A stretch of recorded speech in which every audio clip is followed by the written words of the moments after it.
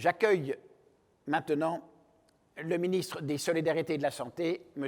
Olivier Véran. Monsieur le ministre, cher Olivier, merci de nous rejoindre. Cher Guy Valencien, je suis très heureux de vous rejoindre. À Paris, à titre exceptionnel, j'avais toujours beaucoup de plaisir à participer avec vous directement à Chamonix, à cette convention importante pour le monde de la santé. C'est vrai que vous y êtes venu plusieurs fois, je m'en souviens, et merci aussi. Alors j'ai plusieurs questions à vous poser, au-delà de la pandémie actuelle que l'on sait toujours très préoccupante et contre laquelle vous agissez sans relâche avec toute la difficulté de prévoir l'imprévisible. Je dois vous dire que nous sommes nombreux chez les personnels soignants à comprendre vos décisions que des maires totalement irresponsables contestent à tort dans une violence verbale déplacée. Moyennant quoi, j'ai quelques questions. La première, c'est quelles sont les 3 propositions de transformation dans l'organisation du système de santé sorti du Ségur de la santé qui vous semblent les plus à même d'améliorer le système? Il y en a beaucoup plus que 3, j'allais dire hélas, vu le temps qui nous est imparti, mais heureusement, considérant le chantier immense qui a été ouvert et conclu en seulement 5 semaines. D'abord, on a fait le retour d'expérience, le rétexte de ce qui s'est passé. L'hôpital, les cliniques, la médecine de ville ne sont plus et ne seront plus les mêmes après la première vague épidémique. Les capacités d'innovation ont été totalement débridées. Tout le monde a été focalisé sur un seul objectif, soigner, soigner et soigner. Tout le monde me l'a dit. Les équipes soignantes, les équipes médicales m'ont dit toutes les règles de gouvernance habituelles ont été, entre guillemets, balayées dans ce qu'elles avaient de rigide au profit d'un objectif commun, s'occuper des malades. Les soignants se sont montrés, vous l'avez dit, incroyablement solidaires, incroyablement solides. Et enfin, les territoires se sont organisés, ont cassé un certain nombre de silos. Je pense notamment aux silos entre le médico-social et le sanitaire et la médecine de ville. Et c'est de cela dont j'ai souhaité m'inspirer pour faire des propositions du Ségur. Vous me demandez d'en citer 3. Je dirais la télémédecine. On faisait 10 000 actes maximum par semaine, même moins que ça de télémédecine. J'ai enlevé tout ce qui freinait. On a autorisé le téléphone. On a autorisé la téléconsultation par les infirmières, par les kinés. Ma mère, qui s'était fait opérer d'une prothèse de hanche, a fait, depuis sa petite maison en Provence, confinée et protégée du reste du monde, ses séances de rééducation par écran interposé avec son kiné, par écran interposé. Nous avons mis en place le 100%, c'est-à-dire pris en charge à 100% par l'assurance maladie, sans avance de frais. Et ainsi, nous sommes montés au-dessus d'1 million d'actes de télémédecine par semaine. Comme quoi, il y avait de l'attente, il y avait une demande.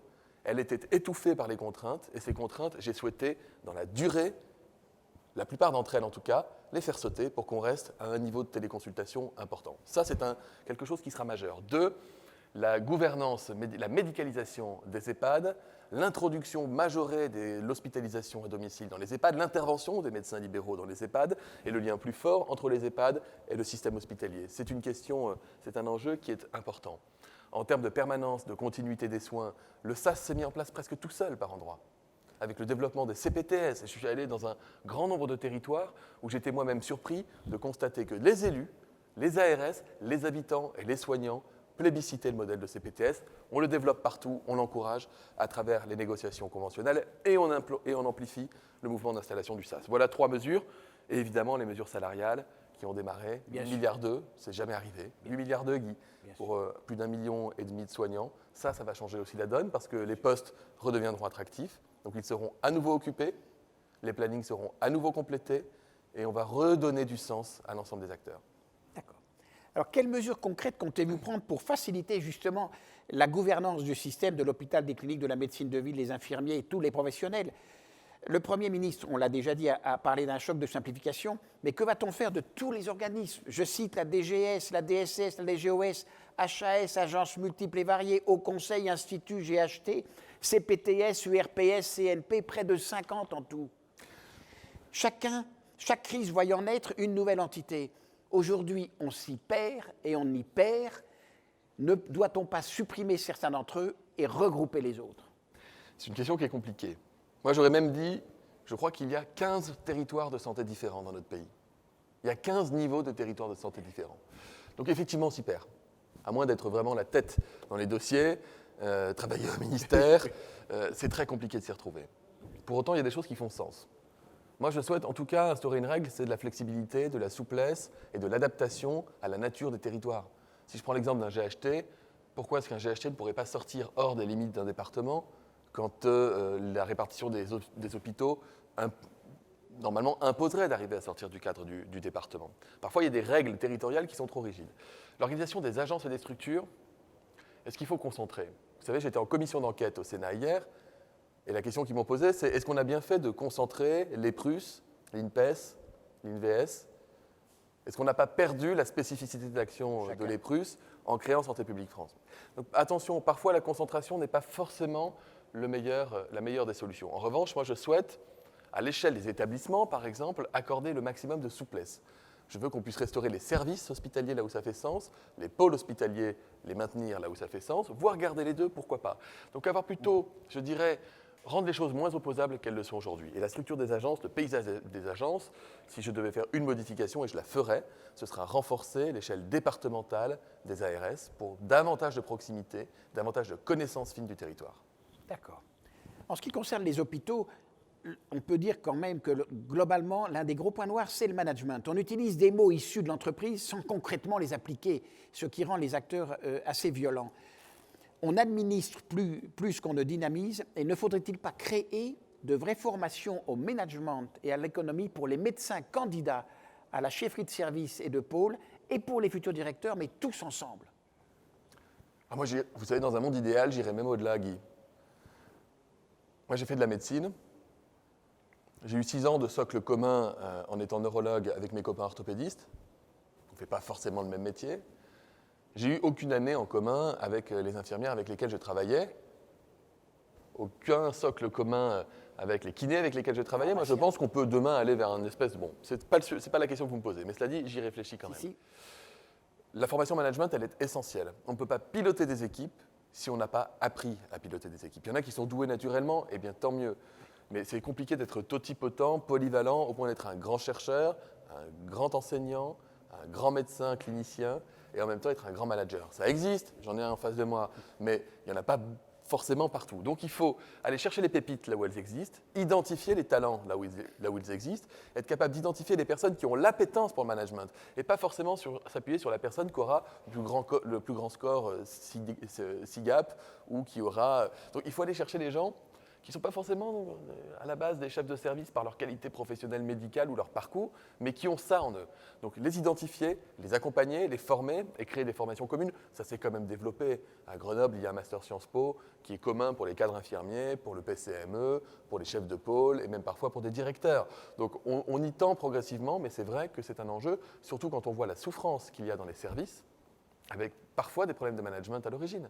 La gestion de conflits est un enjeu majeur pour nos hôpitaux. Tout à fait. On pourrait aussi peut-être envisager que dans les études de médecine, on fasse plus d'infirmerie et de la pharmacie. Il n'est pas normal qu'un médecin ne passe pas 6 mois dans une officine pour voir ce qui se passe. Lui qui prescrit, comment ça se fait, comment on fonctionne ensuite. Sans allonger davantage la durée des études, mais je suis d'accord. Non, sans l'allonger, on est bien d'accord. J'ai eu la chance de travailler comme aide-soignant bien avant de mettre la blouse d'externe en médecine.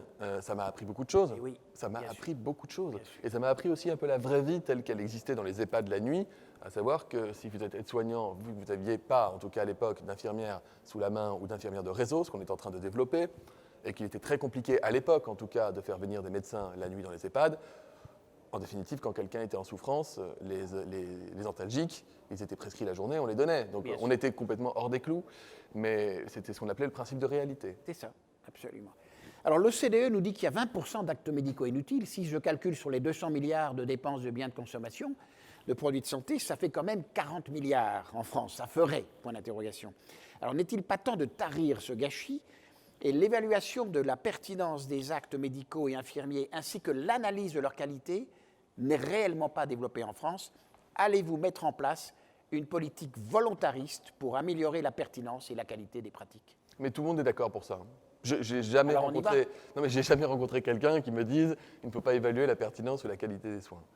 Il existe un outil aujourd'hui qui fonctionne en médecine de ville, ce sont les ROSP, les rémunérations sur objectifs de santé publique. Moi, je souhaite les développer à d'autres spécialités d'organes que celles qui sont actuellement concernées. Je souhaite également développer les évaluations confraternelles et m'appuyer sur les ordres professionnels pour ce faire.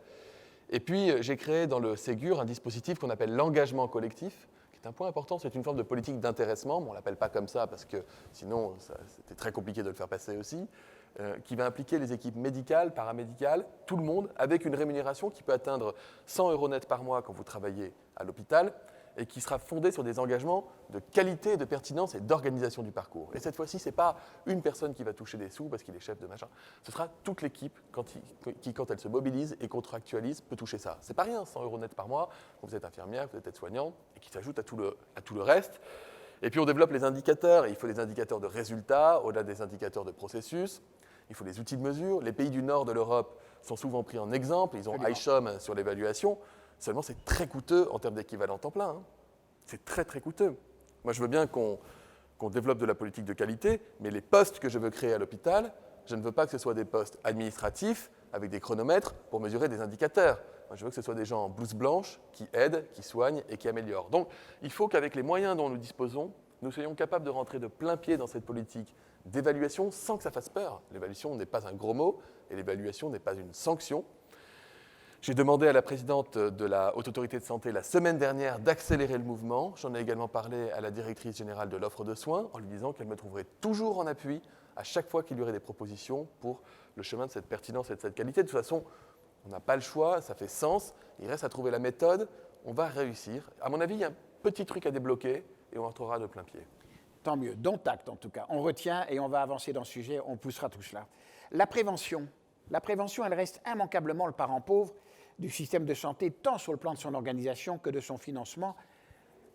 Que comptez-vous promouvoir une vraie politique de prévention dont les résultats, on le sait, sont souvent tardifs, ce qui n'est pas toujours le temps de l'action politique? Vous savez, on vit une époque où l'hygiénisme n'est pas à la mode, ou plutôt les Français en ont marre. Quand je parle des gestes barrières, je vois qu'il y a une partie de l'opinion qui commence à dire il ne faut pas être trop intrusif dans notre vie. Or, on sait que les politiques de prévention les plus efficaces, ça a souvent été des politiques hygiénistes qui interféraient avec le quotidien des Français. Quand on augmente le prix du paquet de cigarettes ou qu'on interdit aux gens de fumer à tel ou tel endroit, c'est nécessaire.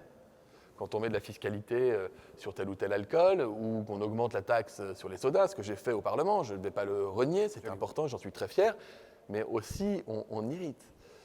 Donc il faut être capable d'avoir une politique de prévention qui soit proactive, de rentrer de plein pied dans cette conscience-là, parce que tout le monde parle de prévention, tout le monde veut qu'on fasse plus de prévention, et quand je regarde le panel de mesures qui me sont proposées par les experts, et si j'enlève tout ce qui va être de l'ordre de la fiscalité comportementale, si j'enlève tout ce qui va être de l'ordre de ce qui pourrait être vécu comme intrusif dans la vie des gens, il ne va pas nous rester tant de propositions que ça. Alors il y a eu ce qu'on appelle le priorité prévention en mars 2018 avec 25 propositions qui ont été mises en place et qui continuent de se décliner dans les territoires. Ça fonctionne. Il ne faut pas vous méprendre, Guy, et puis vous me connaissez, moi je suis un farouche partisan de la prévention. Je suis déterminé pour cela. La taxe soda, c'était moi. Le paquet neutre et le paquet de tabac à 10 €, je l'ai porté comme rapporteur. J'ai mis beaucoup de mesures dans toutes les lois. Et si je n'écoutais que moi, j'irais encore beaucoup plus fort sur un certain nombre d'aspects. Le Nutri-Score, pour lequel je me suis battu. La généralisation dans la publicité du Nutri-Score, où j'avais été battu au Parlement, puis j'avais gagné. La question de la publicité pour la malbouffe dans les plages horaires pour les enfants. Toutes ces questions-là. Mais chacun de ces points est un point à polémique, est un point à potentiel discorde et peut constituer une épine irritative. Donc je veux avancer en responsabilité. C'est pourquoi j'ai annoncé qu'il y aurait un Ségur de la santé publique qui va commencer dans les prochaines semaines. Je ne vais pas fonctionner en 5 semaines flash avec un effet blast et 8 milliards d'euros sur la table où il faut conclure, etc. On ne peut pas le faire pour une politique de santé publique. En revanche, je vais m'appuyer sur un collège de sachants, de personnes qui sont expérimentées, qui ont la cote auprès des gens et la confiance, qui seront polyvalents, qui seront pluriprofessionnels pour avoir un abord qui soit non seulement sanitaire, environnemental, économique, social, culturel, mais aussi sociologique, voire philosophique, pourquoi pas, de la question de la santé publique, pour que ce comité d'experts puisse émettre des recommandations, faire turbuler des propositions dans l'opinion et que ça puisse traverser la société, et pour que d'ici au printemps, nous puissions nous dire, voilà, nous sommes à la croisée des chemins.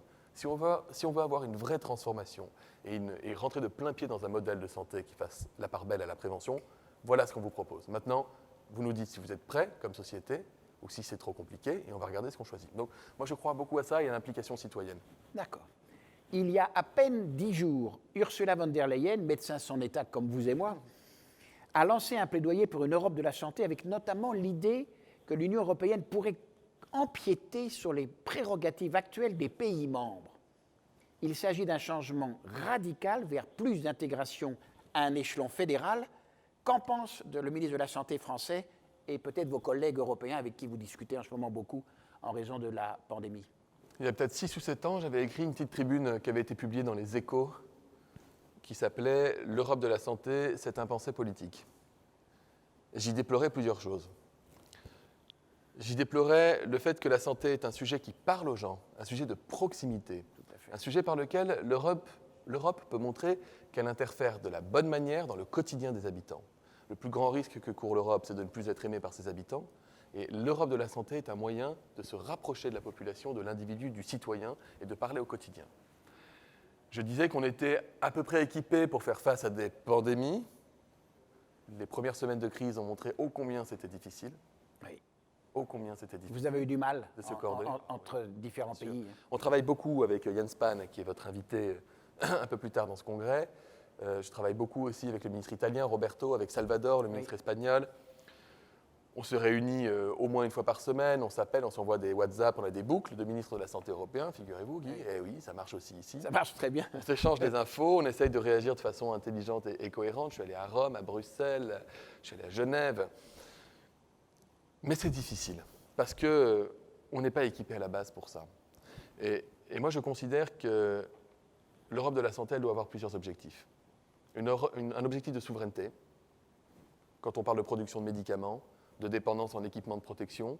Jamais, à l'échelle de la nation, on ne pourra devenir totalement indépendant en matière de fabrication de médicaments ou d'importation de matières premières. Donc il faut penser européen. Il faut penser européen. Sur l'innovation et la recherche, il faut penser européen. Il faut que les équipes de recherche, surtout sur des recherches structurées, sur des petits secteurs, puissent davantage se coordonner avec des fonds davantage européens de financement de ces projets de recherche. Je crois aussi fondamentalement on ne pourra jamais l'harmoniser, mais il faut tendre vers des règles communes en matière de protection sociale. Parce que les différents modèles de protection sociale pénalisent l'Europe dans sa construction par endroits. Et puis les inégalités et la santé publique. C'est dur. Pourquoi je ne peux pas généraliser aujourd'hui le Nutri-Score comme je le souhaiterais? Parce qu'il y aurait un risque important de procédures européennes lancées par des pays comme le Portugal et l'Italie, là où l'Allemagne, la Belgique, les Pays-Bas ont basculé de notre côté et avancent. Donc si on n'a pas une structure qui est un moment capable de se dire « nous allons fixer des objectifs de santé publique », on n'y arrivera pas. Or, Guy, on partage la même monnaie, on a 10 ans d'espérance de vie de plus ou de moins selon le pays de l'Union européenne dans lequel on vit. Bien sûr. Et on a une mortalité infantile qui va d'un facteur 1 à 5 Absolument. d'un pays à l'autre. Donc si on veut avoir une Europe qui fasse sens, pour moi, elle doit passer par une Europe de la santé. Donc je suis tout à fait d'accord pour qu'on aille vers davantage d'intégration des politiques sanitaires. Alors, est-ce qu'on pourrait, dans ce cadre-là, partir avec ceux qui veulent bien, peut-être à 3 ou 4, pas forcément les 27? Mais c'est ce que nous avons fait. Je vais vous donner un exemple. Voilà. Pour la recherche en vaccins, on s'est dit, avec mes copains allemands, hollandais et italiens, on était 4, on a fait ce qu'on appelle le TIVA. C'est presque comme le TAVI, mais c'est le TIVA. Et on s'est dit, on ne peut pas avancer à 27 pour aller contractualiser avec les labos qui font de la recherche sur les vaccins. Or, il faut qu'on soit sûr que lorsqu'il y aura un vaccin efficace et sûr, on puisse en faire bénéficier l'ensemble des Européens. Donc on s'est dit tous les 4, on va aller voir le premier labo qui est le plus avancé. On va en prendre un qui n'est ni allemand, ni hollandais, ni italien, ni français. On va aller voir les Anglais. AstraZeneca, c'est une recherche qui est développée par l'université d'Oxford, recherche publique. C'est les premiers à être entrés en phase 3, je crois, de mémoire. Oui. Et on est allé les voir, on leur a dit, voilà, on voudrait faire une précommande de 300 millions de doses. Pour toute l'Europe. On ne réfléchit pas pour nos 4 pays, pour toute l'Europe. Est-ce qu'on peut faire des clauses contractuelles? Donc on s'est tapé la lecture, la réécriture des contrats, sur l'accès aux données, des clauses de sécurité. On a fini par toper avec eux. Puis après, on allait voir la commissaire européenne, Stella Kyriakides, et on lui a dit, voilà, nous on a fait ça. Maintenant, ce qu'on vous propose, à 27, vous pouvez récupérer la machine maintenant qu'elle fonctionne. La Commission européenne a dit « OK, on va le faire ». Donc ils l'ont récupéré. Donc ils ont récupéré ce contrat. Et ensuite, ils ont développé des systèmes de précommande et de commande fermes quand les vaccins sont sûrs. Et ensuite, ils ont dit « maintenant, on va nommer des experts européens qui vont aller voir chacun des labos qui travaillent sur le vaccin et qui vont passer ce système de précommande ». Et nous, on s'est retirés, les 4 pays, en disant « maintenant, le système est mature, on laisse faire l'Europe des 27 ». Bien sûr qu'il faut commencer comme ça. D'accord. L'économie digitale, comment garantir la souveraineté nationale dans le plan de relance en santé n'y a-t-il pas en France des entreprises capables de répondre à la commande publique afin de ne pas rester sous l'emprise numérique des USA? Suivez mon regard, je cite Microsoft. Non seulement je crois qu'on a des entreprises qui sont capables d'assurer notre souveraineté en la matière, mais je crois aussi qu'on a des entreprises qui sont capables d'étendre notre souveraineté au-delà du territoire national. On a de très grands acteurs du numérique en santé, de très grands acteurs. Je vais vous donner un autre exemple que celui que vous citez, parce qu'effectivement, il peut prêter à discussion. C'est Stop Covid. Stop Covid, on a fait le choix. On travaillait avec les Allemands, pour le coup, avec les Hollandais, avec d'autres pays. Puis eux, à un moment donné, ils ont dit « Ah, ça va être trop compliqué, on va passer par les GAFAM. On va passer par Google et Apple. » Nous, on a dit non. Nous, la sensibilité politique du sujet est telle qu'on ne va pas passer par les GAFAM, ça ne sert à rien, donc on va continuer à développer notre propre logiciel. Et donc, on a développé notre propre structure. Et on l'a fait en 3 semaines. On l'a fait en 3 semaines. Alors, on peut dire que peu de gens l'ont téléchargé. 3 millions, c'est quand même pas rien. Et ça va augmenter. Et surtout, on a fait ce chantier, cet immense chantier architectural numérique. Donc, je crois qu'on peut aller de l'avant. Dans le plan d'investissement le plan France Relance sur la partie santé, il y a un très gros, et c'est moi qui l'ai vraiment souhaité, un très gros volet numérique sur le hard et sur le soft. Sur le hard, parce qu'il faut qu'on équipe les EHPAD, tout le secteur médico-social, les hôpitaux, les libéraux, avec des bécanes qui fonctionnent et qui tournent. Et sur le soft, avec un impératif, c'est l'interopérabilité des systèmes d'information. Ça suffit, cette dispersion-là, qui coûte énormément d'argent, qui fait perdre du temps. Il faut que tout soit interopérable et qu'on puisse développer des logiciels intelligents pour nous aider. Sans CIDEP, c'est le logiciel dans lequel on rentre les tests, on n'arriverait à rien. CIDEP a été développé en près de 3 semaines. Seulement. Et il équipe tous les laboratoires publics et privés de notre pays. Il est relié à Santé publique France, il est relié à l'assurance maladie, il est relié aux ARS. Il fonctionne parfaitement. On a le savoir-faire. Maintenant, on a le budget avec la relance. Allons-y. D'accord. Alors peut-être une dernière question ou deux, on va voir, mais quel est votre regard sur un éventuel transfert assez massif des responsabilités, y compris financières, aux régions en matière de régulation sanitaire? C'est un des gros sujets aujourd'hui, compte tenu de ce qui s'est passé avec la Covid. Quand vous dites région, c'est ARS ou conseils régionaux? Alors, on peut avoir un mixte. Quel est le schéma que vous verriez intelligent qui permette de donner de la responsabilité jusqu'aux finances aux régions, tout en gardant bien évidemment la garantie de l'État? Moi, je suis pour davantage de déconcentration, mais pas davantage de décentralisation. Je suis très clair. Et j'ai vécu la crise. J'ai vécu la crise et elle m'a plutôt donné raison. Davantage de déconcentration, quand je disais développer les volets territoriaux, départementaux des ARS, les ARS ont fait un boulot, je le dis, formidable. Et j'ai fait au moins 30 départements distincts depuis le début de la crise, à part un préfet de département. Tous m'ont dit qu'heureusement que les ARS étaient là, que la collaboration avait été très bonne et que ça avait très bien fonctionné. On a eu un endroit, une région de France dans laquelle ça déconnait et il a fallu réagir.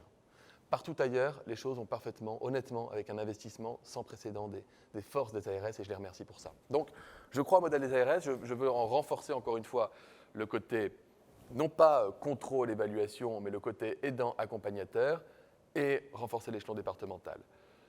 Confier la gestion sanitaire à une collectivité, c'est non, oui.